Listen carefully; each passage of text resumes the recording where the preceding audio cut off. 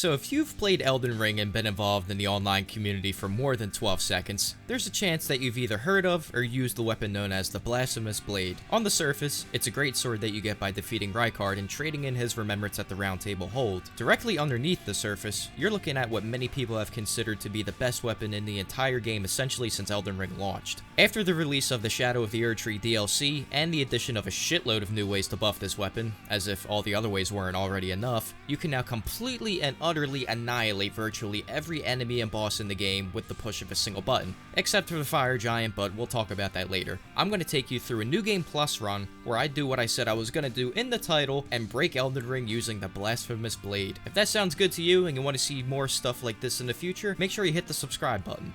So without further ado, let's get into the run where I break Elden Ring using the Blasphemous Blade. Next up, our first victim of the run. All of the talismans, physic tiers, and incantations I talked about are the key pillars of the build, but you can add in plenty of other things depending on your situation. I utilize the Blessing of the Erdtree a lot in boss fights because it provides healing over time and offsets some of the HP loss from the blood-sucking crack tier. Yeah, doing this amount of damage to a boss should be illegal. I could have finished off the fight a lot sooner, but I have a habit of going for style point kills, and that tends to throw things off a little bit. But even with my little screw-ups, it only took me about 30 seconds to finish this off, which, under normal circumstances, isn't always a good thing, but luckily in the world of Elden Ring boss fights, that's exactly what you should strive for. Godric the Grafted is built different, however. But being built different doesn't mean you're built right. For any newer Elden Ring players out there, just know that attaching a bunch of dead people's arms and legs to your body does not provide any mathematical gains to your damage output or damage resistance whatsoever. Just 3 hits from the Ash of War took him down to phase 2, and since Godric is a sitting duck for the first few seconds of the next phase, I took the opportunity to blast him to the Shadow Realm with Theodorix's Magma. This incant gets boosted from most of the buffs in this build, so every now and then I like to whip this out. It's kind of like a neat little party trick that I like to keep in my back pocket for special occasions. After my several attempts of unaliving myself in-game were thwarted by these conveniently placed gravestones, ironic, I traveled all the way through the swampy lowlands of Louisiana until I found my arch-nemesis, Glintstone Dragon Smegma, and obliterated him with my blade. This dude had dragon wound grease right next to him and still died? Oh my god, get wrecked, scrub.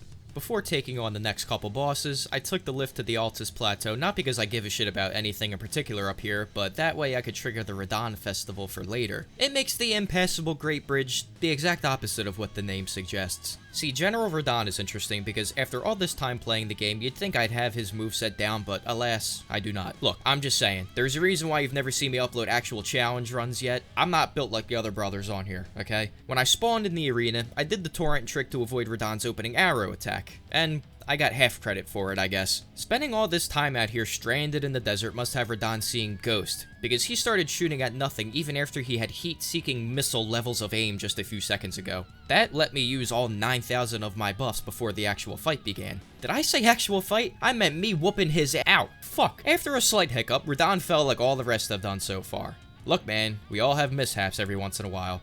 How do you think Nick Cannon wound up with all those damn kids with all those different women? Wait a minute, hang on. He did that on purpose?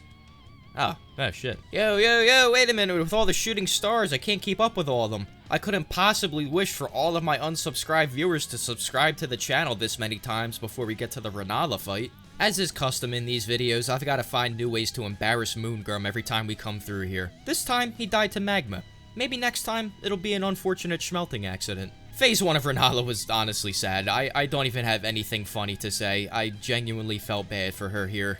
Then in her apparition phase, I snuck underneath her Comet Maximus and obliterated almost half her health, which caused her to hit the ejector seat on my bitch ass and instantly summon a troll. The rest of Phase 2 took almost as much effort as it takes for me to blow my weekly paycheck on parlays and sugar-free Red Bull. Judge me all you want for the sports gambling, but don't say shit about the sugar-free Red Bull. If I'm going to be putting battery acid rat poison into my body, I at least don't want it to be contributing to diabetes in the future. Normally I'd get right into the Draconic Tree Sentinel fight, but I pissed off the golems, so I gotta wait here a sec. I always wonder why he can't sense you or hear you sneaking up, but to be fair, those yee ass helmets probably cut off most of your peripheral vision and hearing. I don't get how people have trouble with this boss. The Draconic Tree Sentinel is literally easy mode. Hold on, big dog, hold this stagger. God Damn, I love that sound effect, man. It just scratches the same part of my brain that the Bryce Harper piss missile does. What if instead of Grand Sax, he was called Freak Sax, and instead of penetrating the walls of Leyendell, he penetrated? Okay, moving on to Gold Godfrey before I say something so unbelievably sus that all of my credibility gets tarnished. And yes, before you ask, pun was absolutely intended. That's Gold Godfrey down in, I don't know, maybe like 37 milliseconds or something. I gave up keeping track a long time ago, okay? This weapon is not fair. If you can't beat the game with this weapon, then play Animal Crossing or some shit, okay? Surely Morgott will put up more of a fight. There's no way that he doesn't.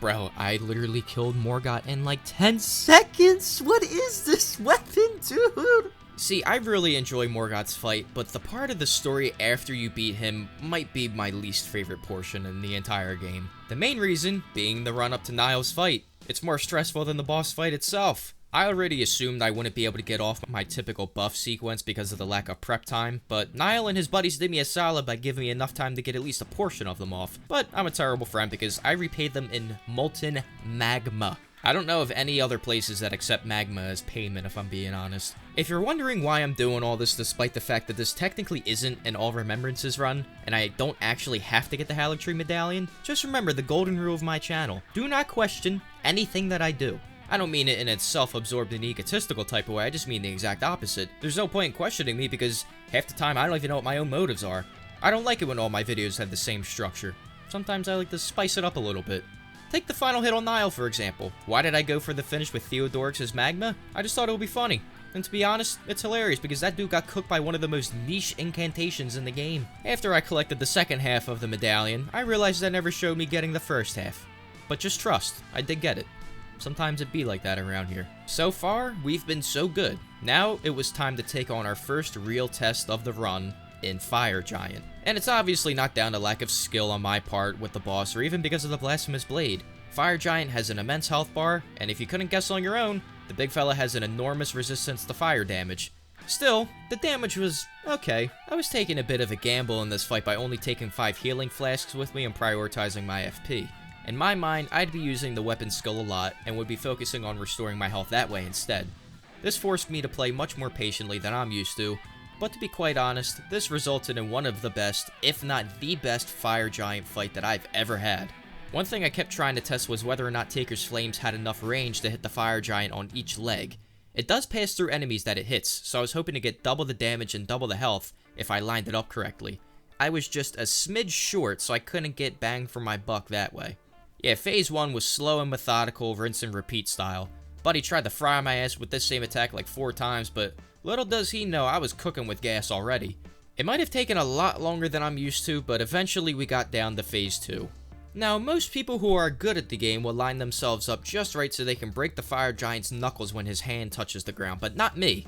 I took the opportunity to retreat and get off my full buff sequence that I was specifically saving until phase 2 because I'm a little baby man, a real weenie hut general. I will never complain about not taking damage in this game, but I have no idea how the hell that second fireball didn't hit me. Now, speaking of fire, I recently found out that Fireball, you know, the cinnamon flavored whiskey, it's actually not whiskey at all. It just contains a bunch of cinnamon and whiskey flavoring, and it's technically a liqueur rather than a true spirit. Fun fact of the day, courtesy of myself.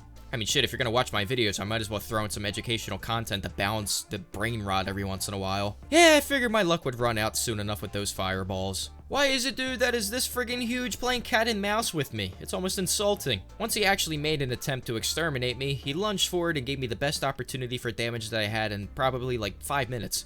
And of course, the Fire Giant quickly learned that he probably should have minded his own business and just let me pass through to the flame of the forge. Yeah, that fight was long as shit, but it was pretty clean, so I have no complaints, really. Once I got to Farum Azula, I pretty much made a beeline for the Godskin duo, because for once, I was actually excited to fight those two knuckleheads. At some point in my life, I must have either eaten paint chips or huffed glue sticks, because I decided to put on the Ritual Sword Talisman before the start of the fight. As you know, you only receive the damage boost when you're at full health, so it literally does not make sense for me whatsoever to have that talisman equipped when I have the blood-sucking crack tier. Regardless, I was able to make quick work of Wide Load and our boy Skinny Penis over here. I had a funny idea and decided to douse the spawn point with magma for no reason other than I thought it would just add an extra layer of disrespect. This was one of the most satisfying experiences I've ever had playing this game. The Godskin duo has tortured the Elden Ring community for 2 years now, so it feels nice to render them completely powerless for once. Once the Noble was defeated, I used the old hidden trick and hit the Void to get some extra damage and end the fight without breaking a sweat. Next up is Malekith, because I'm skipping over Placidusax this time. Like I said, there are no rules on this channel with these runs, so if that offends you in any way, please air your grievances in the comments below. I will be sure to read them, and then forget about them. Malekith, in my opinion, is by far and away the coolest and most badass boss in the entire game, but to get to him, we gotta go band for band with his alter ego, the Beast Clergyman. But that wasn't much of a task because with 2 of Taker's Flames, he was already down to phase 2. This fight was up there with one of the easiest that I have had so far. Oh shit, wait, no, you weren't supposed to see that. Innocent mistake. My bad, ladies and gentlemen. But I think it was probably better that I didn't win on that attempt because the second time around was a much better showcase of how you can make this fight pretty scripted, honestly. Watching the footage back is both satisfying and kind of boring because the weapon is just absolutely disgusting, and every day I wake up thankful that they didn't make the skill chargeable because if they did that, sheesh, I don't even want to know what that damage output would look like. Next up is Gideon Ofnir's bitch ass, and I think you can all guess where this is going. Sir Gideon Ofnir, the all-knowing. Alright, time to face off against the first Elden Lord. Godfrey is always one of those hit or miss fights for me personally. I either beat him on the first try or I take like 45 minutes to beat him. And by the way this started out, it could have gone either way. I took away damn near half his health with 2 attacks, but my impatience almost got me killed right in the beginning. I timed my next flame of the Taker's variety with his charge and took off a huge chunk of his health heading into phase 2. All of Godfrey's attacks have super obvious tells and can be easy to dodge, but if you're like me, the dodge button can have a mind of its own sometimes. Once Hoarlu geared up for his Earthshaker Girthquake, I did the same thing before his phase transition and timed my weapon skill with his charge so he'd walk right into the attack. Then I just waited a little bit longer for an opening to roll forward and finish him off with a regular sword attack, which is a sight that's been very rare so far in this run. After Hoarlu was done, I made an executive decision and decided that I'd beat Radagon and Elden Beast before taking on Mohg and Millennia. We have the DLC to get through after this, so I figured the order of the bosses didn't really matter too much. I have a very interesting relationship with the Radabeast fight. In fact, these dudes are the main reasons why I took so long to beat Elden Ring for the first time and miss out on so many uploads and potential viewers back in the game's peak, because I got stuck on this fight for at least 200 tries and it took me like 3 months of off and off attempts. Oddly enough, this is probably my favorite fight in the game now even after all that stress. You won't see much of my skill in this fight because, like the title of the video says, we're breaking the hell out of Elden Ring. But this is the fight that I will say I 100% have down to a T. Well, the Radagon portion of the fight at least. The intergalactic schlong loves to make up his own rules and jump from attack to attack like it's nobody's business. I get that we can use Torrent in this fight now, but after not using him for so long, I actually get messed up whenever I try to call him out. You'd think that you'd be able to jump over those holy projectiles, but nope. Look man, free damage is free damage. Thank you very much, Mr. Elden Beast. I feel like now that we have access to Torrent, the developers made Elden Beast even more of a clusterfuck than he was before. He was literally throwing everything at the wall and seeing what would stick. I'll tell you what though, there is no better feeling than riding up to the Elden Beast on your trusty steed and throwing yourself off to lay down an ass whooping. Once I got into this position, I knew I wouldn't make the same mistake I did last time. Yeah, just kidding. Half of the battle is getting close enough to the Elden Beast to even get an attack off, but once I got there, it was night-night for him. Even though it wasn't necessary, I knew I had to do it to him and finish off the fight with Taker's Flames. It was only right. When faced with the choice of either fighting Mohg or Millennia, I think any sane person would rather fight Mohg. Millennia is still a pain in the ass for me, and I assumed Mohg would be an easy fight. And to be fair, based on what I was witnessing in the opening stages of this battle, I was feeling confident that this would be a one-and-done type of deal with him. He's got a decent bit of fire resistance, but I was doing a solid amount of damage on each hit, and it didn't take much effort for me to get him down to around 60% of his HP. It should go without say that because of my Flask of Wondrous Physics setup, you know, the Fire Shroud and Crack tier and the Blood Sucking tier, I didn't have the Purifying Crystal tier to prevent me from losing chunks of my health during Mohg's phase transition. How ironic that the Blood-Sucking Crack tier was causing me to get more things sucked out of me than usual. Taking all of that into account, and also adding in the most important factor of me absolutely despising Mohg's second phase, it was only a matter of time that I'd get my ass handed to me.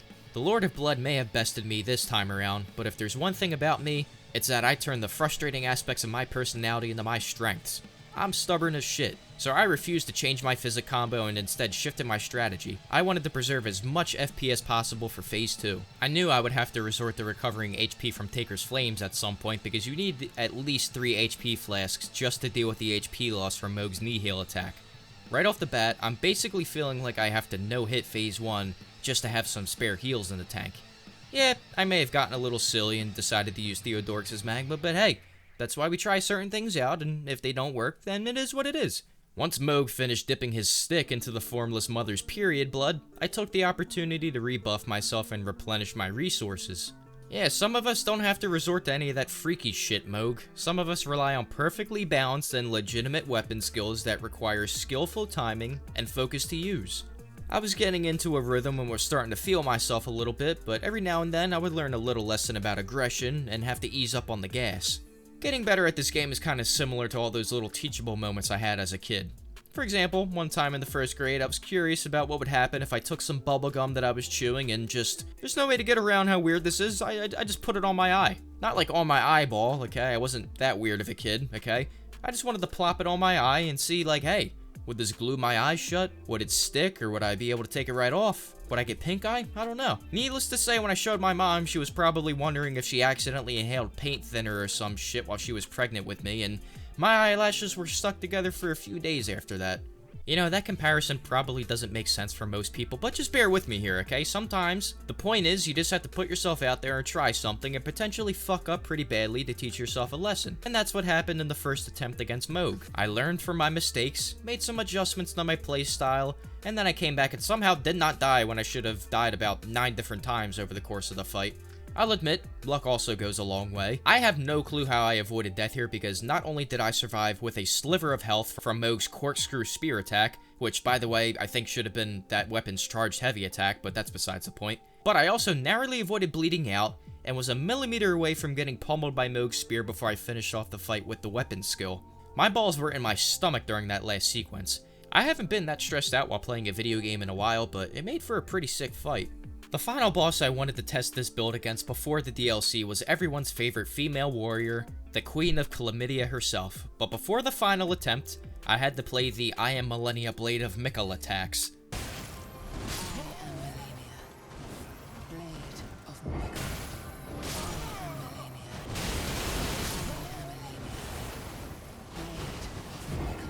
Once I got my head out my ass, I unironically stopped trying to spam the weapon skill all the time and focused more on playing with my sword. Which most of the time as a man, it's discouraged, but times like this really call for it. That's why this fight can be counterintuitive. When she geared up for Waterfowl, I was like, oh shit, here we go again, but I dealt with it fairly well. It wasn't the cleanest thing in the world, but it got the job done. It's never just Waterfowl dance with her though, there's always some bullshit that I can never find the proper spacing for, and I always forget which attacks you can like stun her out of just by hitting her. However, I was finding more success with Taker's Flames, and this damage without my full buff sequence was ridiculous. Once I got enough distance between us, I drank my physic in preparation for Phase 2, and I had just enough time to add some extra protection with Blessing of the Erdtree. I had Frost Pots at the ready just in case she tried to pop up with Waterfowl, but luckily, it didn't take much longer to phase transition her. And thank the stars above, for the first time in my life playing this game, there isn't much to break down and analyze about Millennia's second phase. Her Scarlet Aeonia attack is the biggest gimme that any boss in the game has, and I was able to take out more than half her health before she even attempted a second attack. She geared up for a second Scarlet Aeonia and I couldn't believe my eyes. I was far enough away from the blast radius to begin with, and I knew for a fact that I wasn't in range of the explosion, so victory was all but guaranteed. I just took an extra second to let my stamina recharge, and it was all over for the Goddess of Rot. The Blasphemous Blade is disgusting, but I think by now that you could see that. Well, now that all the base game bosses that I wanted to cover are done, it's time to take this beast of a blade into the DLC. When I got to the gravesite plane, I surveyed all the major locations that I could see in the distance, so I could decide where to begin the carnage.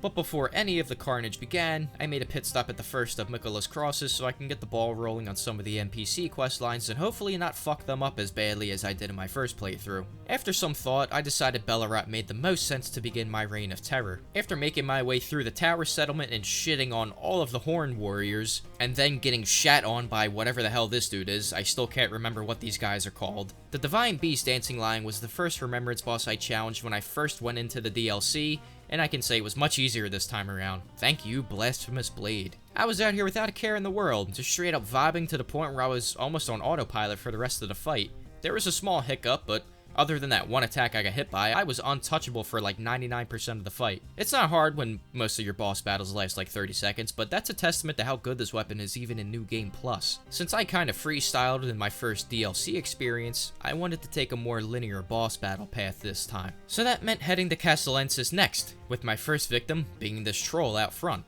I thought it would have been a piece of cake, but unfortunately, this dude had hands. Before I went to crash for Lana's party, I pulled up on a couple of my boys to see if the Shadow Realm was treating them well.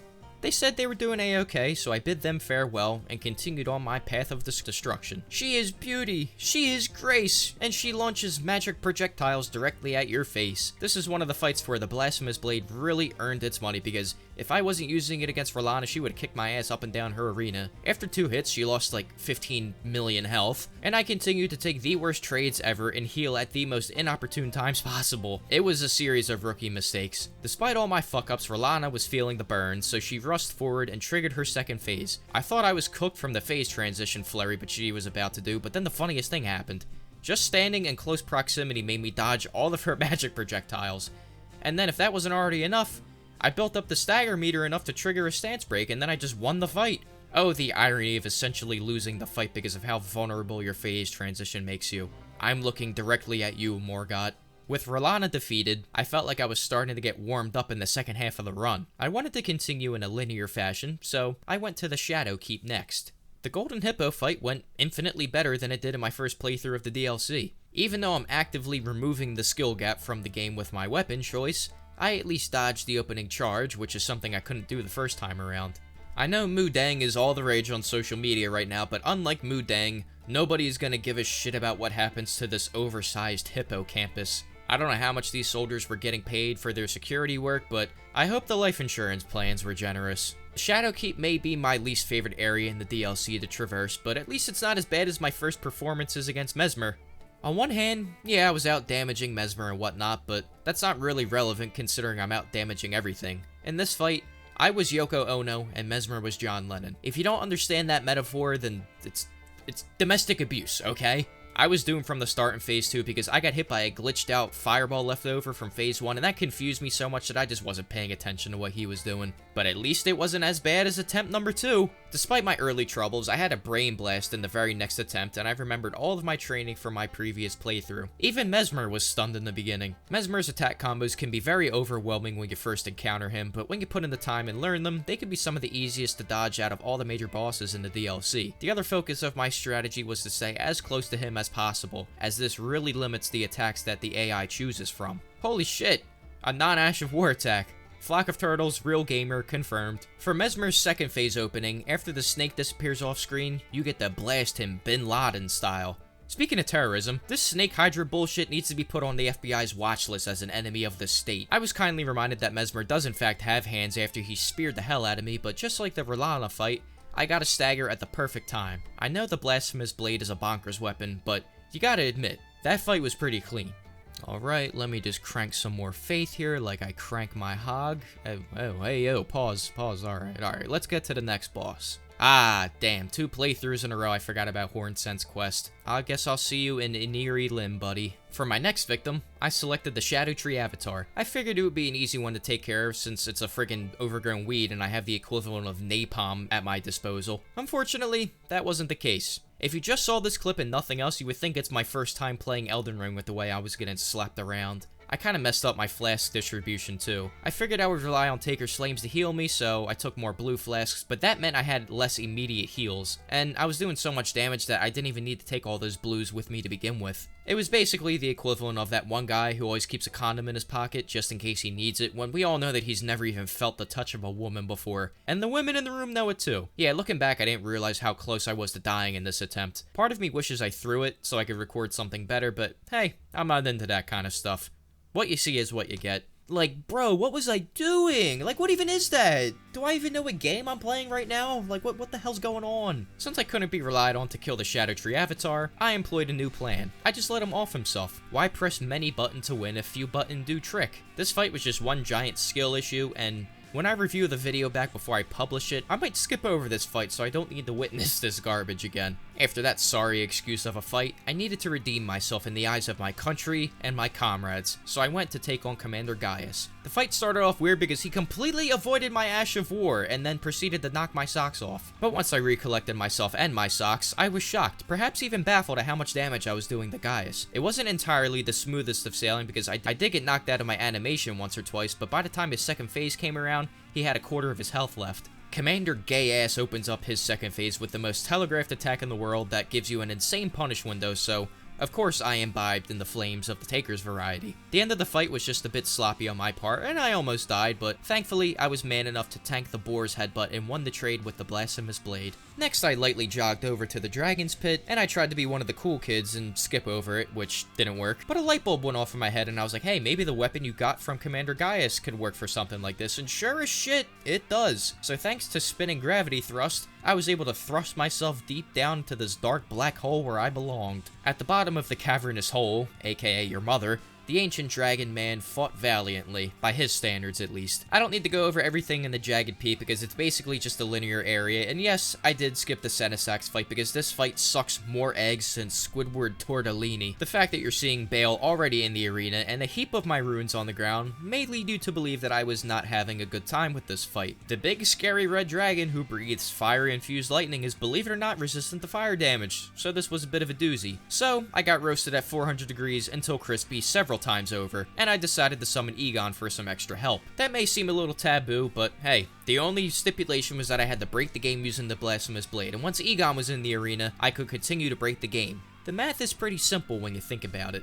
Bale's phase transition is by far and away the coolest and most spectacular one in the entire game, but I don't have time to sit here and admire the thing that's actively trying to kill me. Since there was no way in hell I could give Bale the same treatment I gave to the other bosses, it was only natural I'd have to learn part of his moveset. A lot of the moves are the same, but he just has a lot of AoEs and stuff in phase 2. Not only that, but I finally managed to dodge Bale's version of the Placidusax nuke, which did tickle my taint a smidge. Unfortunately, I was immediately humbled when I got pancaked by Bale's Atomic Teabag, which is a move I still have yet to learn how to dodge. I found that my opportunities to safely use the Ash of War were actually pretty hard to come by throughout the second phase. The only real success I had was when Bale would lock on the Egon, which made me feel kinda scummy considering I don't remember Bale aggroing on the Egon like this the last time I did this fight.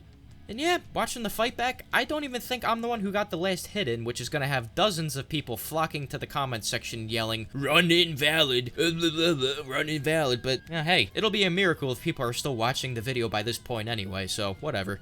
Now that Bale's dead, we're going from an easy area with a tough boss to a tough area with the easiest boss in the DLC. I really need a lore buff in the comments to justify why these fuckers are in the DLC area right now. The Putrescent Knight was definitely tricky the first time I fought him, but now that I understand how squishy he isn't a challenge. The poor guy couldn't even turn his back for like 2 seconds without losing like 9,000 HP. When the Knight phase transitions and rises on his throne of Black Tar Heroin, he's vulnerable to ranged attacks both right before and right after he's done launching the flaming goop at you. And that's how I won the fight. Easy as you like. After I was done with the Putrescent Knight, I went back to the altar of Dragon Communion and took this shortcut to Charo's hidden grave that I had no idea existed until I did this run. The reason I took this way was so I could take another shortcut to get to the Cerulean Coast quicker, and I wanted to be as economical as possible with Count Emir's questline. So I went to the Finger Ruins of Raya and blew the bell, then I went back to Count Emir, who gaslit me about what he was doing at one of Diddy's parties. Then I went to the Finger Ruins of Deo and got roofied by an electric eel, blew into the second bell, and then finally blew into one more finger-shaped bell so I could access the boss arena. I didn't really know how to prepare for Matir's fight because she has a weird mixture of super easy attacks and then damn near impossible ones, so I was just hoping to spam her to death. It was a mild success. I was able to see how much damage one Ash of War did, but I died, so that's where the success stopped. I got my act together on the second attempt, though. All credit goes to the weapon, of course. Other than Matir's attack where she flies up into the air and crashes down like a Beyblade on top of you, she's relatively stationary, which means she's a sitting duck for Taker's Flames most of the time. Her stomps and head slams hit like a truck, but they're so telegraphed that you can see them from space. I was out here cooking her, sauteing her, and then getting cooked by her Death Star laser beam. This shit is like unavoidable in my eyes, like I don't know how to dodge this. In a pinch, I could kill some of the smaller finger creepers that she summoned when I needed some extra health so I didn't burn any flasks. I may not be the sharpest tool in the shed, but I believe some quick thinking like that is deserving of some tooting of the old horn. Materia tried one more time to summon her cosmic gumballs, but I had just enough FP and stamina to send the final waves of Taker's Flames needed to end her reign as the one and only boss in the game that definitely could have been in Bloodborne. The fight wasn't that hard, but then again, not many have been with this build. The next boss I wanted to do was Midra, and that meant, unfortunately, I had to get through the Darklight Catacombs. I don't exactly hate these catacombs, but I can't really say I'm a fan of them either. I don't enjoy getting blown harder than Bill Clinton in the Oval Office from these big mouth imps. Come to think of it, Bill Clinton would have loved the big mouth imps in here. Jory is one of the most obnoxious bosses in the entire DLC. He's literally just a common enemy, a plain regular dude, but because he summons 900 spirits to help him, there's a tinge of difficulty in this fight. And you know what? Dying at the hands of the Blasphemous Blade is the fate that he deserves. Midra, on the other hand, is now one of my favorite bosses in the whole game. Not only is his first phase literally a free kill, but his true form is an absolute blast to fight. He always opens up with those 2 frenzy bursts, so he's similar to Mesmer in the sense that you can punish him right away. I feel like this fight is balanced very well. I constantly feel like I'm on the edge of getting screwed up by one dodge, but I also know that if I dodge a combo, I've got a huge opportunity for damage coming up. And yeah, I still can't dodge his phase transition attack. I'm just gonna chalk it and accept it. He has this one combo that's like 6 attacks long that usually spells death if you get caught in even a couple of them, but somehow I managed to stay alive, probably due to these gargantuan titanium testicles that I'm hauling on me, and I was even able to catch him for some damage after this Frenzy Flame super slide that he does. You normally can't do that, but at this point I think you understand how cracked this weapon is. I also had the privilege of probably being like the 7th player to get unironically caught in his grab attack, so that wasn't cool. But you know what does feel cool? Beating bosses in a Souls game, and that's what I did here. The hitbox on that pirouette is kind of wonky, so I didn't get hit at all right there. Rest in peace, Midra. Nanaya was for the streets anyway. Now that Midra was dead, the only boss I had left before an eerie limb was Ramana. I couldn't wait to get to the final boss to see what this weapon could do. Like this shit 2 shots a Crucible Knight. What other weapon setup that you have used can do that? Tell me in the comments, because I honestly don't know. Going into the Ramana fight, I expected this to be a simple wham bam thank you creepy crawly man type of deal, but I was sorely mistaken. I was clearly ripping through her health bar, but I almost got shredded by her rotten butterflies, which is how I wound up dying the first time around. Spells that are god tier for bosses but trash for the player deserve a special place in hell. I think I'll log this under the I have no idea how the hell I'm still alive category. When you have a weapon that's as simple to use and game-breaking as the Blasphemous Blade, you can get a lot of bang for your buck by straight up trading with the bosses that you're fighting. If it ain't broke, don't fix it. After Ramana, I disobeyed Smokey the Bear's #1 rule and played with matches in the forest, which resulted in an enormous, awe-inspiring spiral structure tinged with golden light to appear in front of me.